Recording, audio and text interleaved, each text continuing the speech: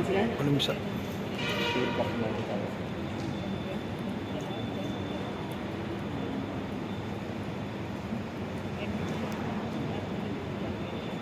Thank you. ಒಂದು ನಿಮಿಷ.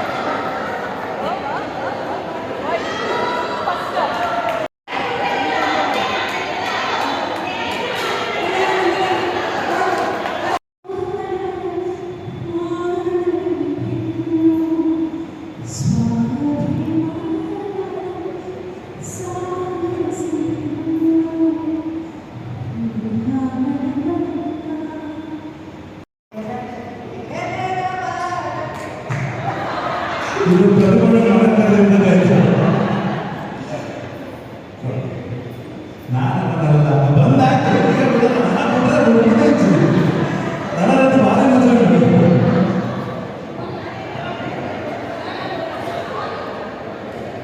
ನಾವಂತ support ಮಾಡ್ಬೋದ ನಮ್ಮನ್ನ ಸೇವ್ ಮಾಡ್ತಾರೆ. ಓಕೆ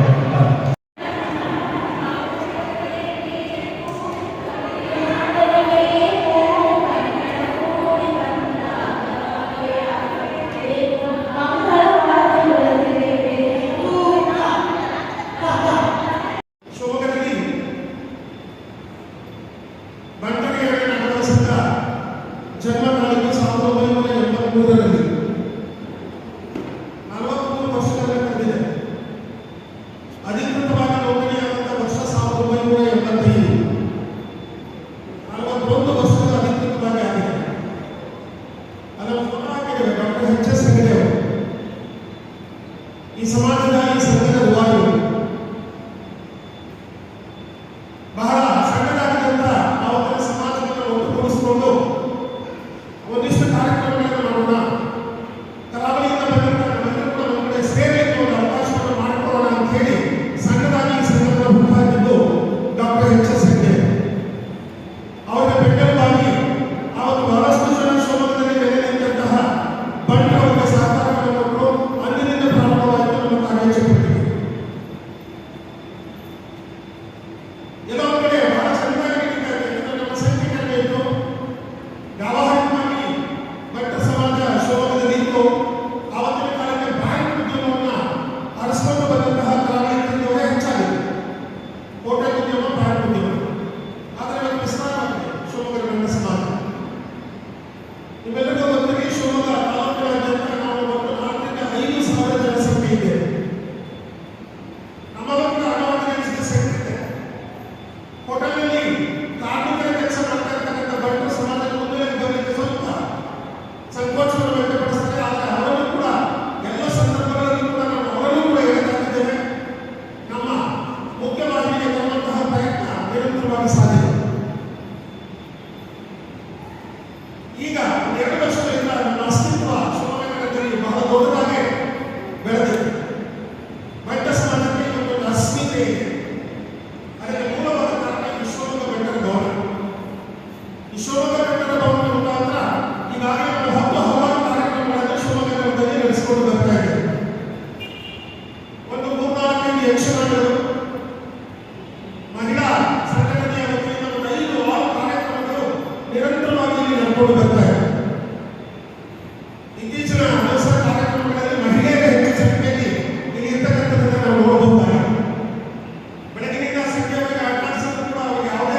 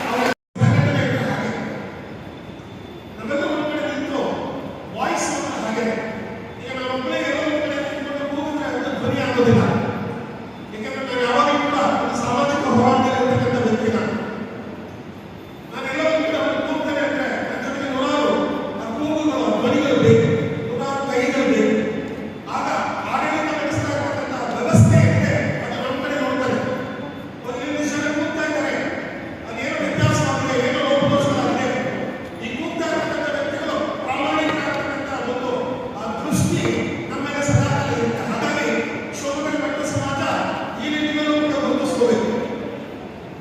ಸಮಾಜಮುಖಿಯಾಗಿ ನಿಂತುಕೊಂಡು ನಾವು ಕೆಲಸಗಳನ್ನು ಮಾಡಬೇಕು. ಆಗ ಈ ಸಮಾಜದ ಬಗ್ಗೆ ರಾಜಕಾರಣಿಗಳಾಗಿ ಆಡಳಿತ ವ್ಯವಸ್ಥೆ ಇರತಕ್ಕಂಥ ಅಧಿಕಾರಿಗಳಾಗಿ ಅವೆಲ್ಲರೂ ಕೂಡ ನಮ್ಮ ಕಡೆ ಆ ದೃಷ್ಟಿಯನ್ನು ಬೀರ್ತಾರೆ. ಆ ನಿಟ್ಟಿನಲ್ಲಿ ಕೂಡ ನಾವು ಕಾರ್ಯಪ್ರವೃತ್ತರಾಗಬೇಕು. ಅನೇಕ ಸಂಘ ಸಂಸ್ಥೆಗಳಲ್ಲಿ ಕೆಲಸವನ್ನು ಮಾಡ್ತಾ ಇದ್ದೇವೆ. ಬೆಳಗ್ಗೆ 6 ಗಂಟೆಗೆ ಯೋಗಾಸನ ಶಿಬಿರ ನಡೀತದೆ ಶಿವಮೊಗ್ಗ ಬೆಟ್ಟ ಸಮಾಜದ ಹಾಲ್ನಲ್ಲಿ. ಯೋಗಾಚಾರ್ಯರಾದಂಥ ರುದ್ರಾರಾಧ್ಯರು ಬಂದು ಹೇಳಿದ್ರು, ಸರ್ ಇದು ತುಂಬಾ ಚೆನ್ನಾಗಿದೆ, ಪ್ರಶಾಂತವಾದಂಥ ವಾತಾವರಣ, ದಯಮಾಡಿ ನಮಗೆ ಒಂದು ಅವಕಾಶ ಕೊಡಿ ಯೋಗಾಸನ ಮಾಡಲಿಕ್ಕೆ ಅಂತ ಹೇಳಿ. ಬೆಳಗ್ಗೆ 6 ಗಂಟೆಗೆ ಪ್ರತಿನಿತ್ಯ ಭವನದಲ್ಲಿ ಯೋಗ ಅಭ್ಯಾಸ ನಡೀತದೆ. ನೂರಾರು ಜನ ಮಹಿಳೆಯರು, ನಮ್ಮ ಮಹಿಳೆಯರು ಬಹಳಷ್ಟು ಜನ ಇಲ್ಲಿಗೆ ಬರ್ತಾ ಇದ್ದಾರೆ. ಸಂತೋಷ. ಸಮಾಜಮುಖಿಯಾಗಿ ನಮ್ಮ ಸಂಘ ಬೆಳೆದಿದೆ. ದಕ್ಷಿಣ ಕನ್ನಡ ಜಿಲ್ಲೆಯಿಂದ ಅನೇಕ ಯಕ್ಷಗಾನ ಪ್ರಸಂಗಗಳನ್ನು ಯಾರಿಗೂ ಕೂಡ ಖರ್ಚಿತ ಆಗಿದೆ. ಇಲ್ಲಿರ್ತಕ್ಕಂಥ ಇವರೆಲ್ಲರೂ ಹಣವನ್ನು ಜೋಡಿಸಿಕೊಂಡು ಸತೀಶನ ಈ ಕೆಲಸ ಮಾಡೋಣ ಅಧ್ಯಕ್ಷರೇ, ಯಾರಿಗೂ ₹1 ಕೇಳಬೇಡ ಅಂತ ಹೇಳಿ ಸ್ವಾಭಿಮಾನ್ಯತೆ ಹೇಳ್ತಾ ಇದ್ದಾರೆ. ಪ್ರಾರಂಭದಲ್ಲಿ ಅವರು ಕೊಟ್ಟರು, ಇವತ್ತು ಈ ಭವನ ಕುಡಿತಾ ಇದೆ, ಅಭಿಮಾನ್ಯತೆ ಹೇಳ್ತಾರೆ. ನೀವು ಯಾವುದೇ ಕಾರ್ಯಕ್ರಮದಲ್ಲಿ ಅದು ನಡೆಸ್ಕೊಳ್ತಕ್ಕಂಥ ಜವಾಬ್ದಾರಿ ನಮ್ಮದು. ಹಣ ಖರ್ಚಾಗುತ್ತೆ ಅಂತ ಯೋಚನೆ ಮಾಡೋದಲ್ಲ. ಭಗವಂತ ಇವತ್ತು ನಮಗೆ ಹಣ ಕೊಟ್ಟಿದ್ದಾರೆ, ನಾವು ದುಡಿತಾ ಇದ್ದೇವೆ. ಆ ದುಡಿಮೆಯ ಒಂದೊಂದು ಭಾಗವೂ ಕೂಡ ನಿಮಗೆ ಸೇರಬೇಕು, ಹಾಗೆ ಈ ಸಮಾಜಕ್ಕೆ ಸೇರಬೇಕು. ಹಾಗಾಗಿ ಒಂದಿಷ್ಟು ನಮ್ಮ ಸಮಾಜದ ಬಂಧುಗಳಿಗೆ ಕಾರ್ಯಕ್ರಮಗಳು, ಆನಂತರ ಹೊರ ಸಮಾಜದ ಬಂಧುಗಳಿಗೆ ಕಾರ್ಯಕ್ರಮಗಳು, ಹೀಗೆ ನಿರಂತರವಾಗಿ ಕಾರ್ಯಕ್ರಮಗಳನ್ನು ಹಾಕಿಕೊಂಡು ಶಿವಮೊಗ್ಗ ಬೆಟ್ಟ ಭವನವನ್ನು ಒಂದು ಸಾಂಸ್ಕೃತಿಕ ಕೇಂದ್ರವನ್ನಾಗಿ ಮಾಡಬೇಕು ಅಂತ ಹೇಳಿ ನನ್ನ ಮನಸ್ಸಲ್ಲಿ ಬಹಳ ದಿವಸಗಳಿಂದ ಇತ್ತು. ಅದು ಇವತ್ತು ಭಾಗಶಃ ಹೀಗೆ ಇದೆ.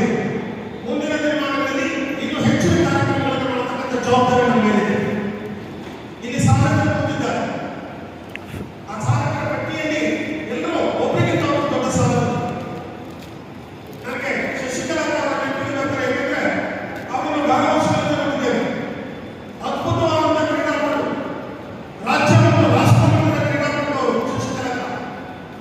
ಅವ್ರ ಎಲ್ಲ ಸ್ಪರ್ಧೆಗಳಲ್ಲೂ ಕೂಡ ನಾವು ನೋಡ್ತಾ ಇದ್ದೀವಿ. ಯಾರಿಗೂ ಶಶಿಕಲಾ ಶೆಟ್ಟಿ ಅಂತ ಯಾವ ಕಾಲದಲ್ಲಿ ನಾವು ಓದುವ ಕಾಲದಲ್ಲಿ ಎಲ್ಲ ಕ್ರೀಡೆಗಳಲ್ಲೂ ಕೂಡ ಮುಂಚೂಣಿಯಲ್ಲಿ ನಿಂತುಕೊಂಡು ಹಾಗೆ ಒಂದು ಕ್ರೀಡಾ ಸಂಘಟನೆಯನ್ನು ಕಟ್ಟಿ ಮಾಸ್ಟರ್ ಸಂಘಟನೆಯನ್ನು ನಡೆಸಿದಂಥ ವೀರ ವನಿತೆಯರ ಮಹಿಳೆಯರು ಶಶಿಕಲಾ.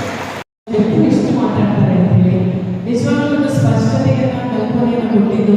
ಅಂದ್ರೆ ಒಂದು ರೀತಿಯಲ್ಲಿ ನಾನು ಹೇಳಬೇಕು ಅಂತ ಅಂದ್ರೆ ನಾನು B.Com ಮಾಡುವಾಗ TV9 ಸೆಲೆಕ್ಷನ್ ಆಗುತ್ತೆ.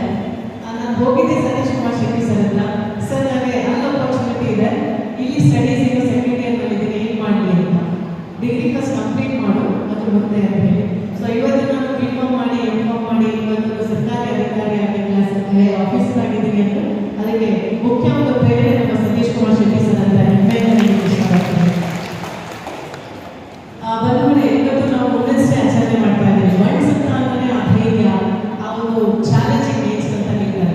ಸಮಾಜದಲ್ಲಿ ಬೇರೆ ಬೇರೆ ನಾವು ಈಗ ಬೆಂಗಳೂರಲ್ಲಿ ನೋಡುವಾಗ ಸಾಕಷ್ಟು ಬೇರೆ ಬೇರೆ ಮಿನಿಸ್ಟರ್ಸ್ ಇರ್ಬೋದು, ಅಥವಾ ಎಲ್ಲ ಕಡೆ ಒಬ್ಬರೆಲ್ಲ ಒಬ್ಬರು ಬಂದರು ಅಂತ ಅಂದ್ಕೂಡಲೇ ಹೋಗಿ ದಕ್ಷಿಣ ಕನ್ನಡದವರು ಅಥವಾ ಮೂಲದವರು ಅಂದ್ಕೂಡಲೇ ಹೋಗಿ ಅದಕ್ಕೆ ತುಂಬ ನಂಬ್ತಾರೆ. ಯಾಕಂದರೆ ಪ್ರಾಮಾಣಿಕರು, ನಿಷ್ಠಾವಂತರು, ಹಾರ್ಡ್ ವರ್ಕಿಂಗ್ ಇದ್ದಾರೆ ಅಂತ ಹೇಳಿ ಸಾಕಷ್ಟು ಒಂದು ಆ ಮನ್ನಣೆ ಅಥವಾ ಧೈರ್ಯ ಒಳಗಿಂದ ನಮಗೆ ಬರ್ತಾ ಇರುತ್ತೆ.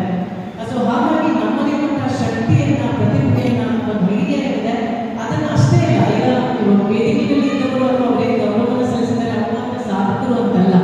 ಯಾಕೆ ಅಂತ ಅಂದ್ರೆ ಇನ್ನೂ ಇತ್ತೀಚೆಗೆ ಒಬ್ಬರು IAS ಆಫೀಸರ್ ಮೀಟ್ ಮಾಡಿದಾಗ ಅವ್ರು ಹೇಳ್ತಾ ಇದ್ರು, ನಿಮ್ಮ ದಕ್ಷಿಣ ಕನ್ನಡದಲ್ಲಿ ಪ್ರತಿಯೊಬ್ಬ ಹೆಣ್ಮಗು ಬಗ್ಗೆ ನನಗೆ ಬಹಳ ಹೆಮ್ಮೆ ಇದೆ. ಯಾಕೆ ಅಂತಂದ್ರೆ ಪ್ರತಿಯೊಬ್ಬ ಲೇಡಿ ಕೂಡ ಎಷ್ಟು ಹಾರ್ಡ್ ವರ್ಕ್ ಮಾಡ್ತಾರೆ, ಕಷ್ಟಪಡ್ತಾರೆ, ಕೆಲಸ ಮಾಡ್ತಾರೆ. ಸೊ ಸ್ವಾವಲಂಬಿಗಳಾಗ್ತಾರೆ ದಕ್ಷಿಣ ಕನ್ನಡದವರು. ಅದಕ್ಕೆ ಮುಖ್ಯ ಹೆಸರು ಕೊಡ್ತಾ ಇರೋದೇ ನಮ್ಮ ಭಟ್ಟ ಸಮುದಾಯ. ಹಾಗಾಗಿ ನಿಮ್ಮೆಲ್ಲರ ಬಗ್ಗೆ ಸಾಕಷ್ಟು ಹೆಮ್ಮೆ ಇದೆ. ನೀವೆಲ್ಲ ನಮ್ಮ ಮಕ್ಕಳು ಇವತ್ತು ವೇದಿಕೆಯಲ್ಲಿ ಇರ್ತೀವಿ ಅಂತ ಅಂದ್ರೆ ಇಲ್ಲಿನ ಎಲ್ಲ ತಾಯಿಗಳು. ಹಾಗಾಗಿ ನಿಮ್ಮೆಲ್ಲರಿಗೂ ಪ್ರಪ್ರಥಮವಾಗಿ ಮಹಿಳಾ ದಿನಾಚರಣೆ ಶುಭಾಶಯವಾಗಿ ಅಭಿನಂದನೆಗಳನ್ನು ಸಲ್ಲಿಸ್ತಾ ಇದ್ದೀವಿ. ನಿಮಗೆ ಬಂದಿದ್ದೀವಿ. ನಮ್ಮದೇ ಆದಂತಹ ದೇವರು ಕೊಟ್ಟಂತಹ ಮಗಳಾಗಿ, ಸಹೋದರಿಯಾಗಿ, ಮಡದಿಯಾಗಿ, ಅಮ್ಮನಾಗಿ, ಹಾಗೆ ಸಮಾಜಕ್ಕೆ ನಮ್ಮಿಂದ ಏನನ್ನು ಮಾಡಬಹುದು ಅನ್ನುವಂತಹ ಸಣ್ಣ ಜವಾಬ್ದಾರಿಯನ್ನು ಕೂಡ ನಾವು ಮಾಡ್ತಾ ಈ ಸಮಾಜದಲ್ಲಿ ಹೆಣ್ಣಾಗಿ ಹುಟ್ಟಿದ್ದಕ್ಕೆ ಖುಷಿ ಪಡೋಣ ಅಂತ ಹೇಳ್ತಾ ಎಲ್ಲರಿಗೂ